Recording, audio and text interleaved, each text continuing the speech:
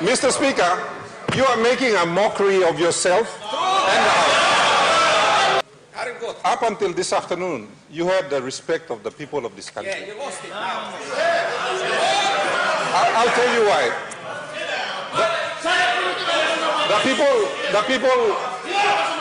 The people of Western Province, if you ask the people of Western Province, who is Hewabi Maso? All by Soimyu. If you ask the people of Papua New Guinea, who is Francisca Semoso? All by Pointy Mem Lohakia.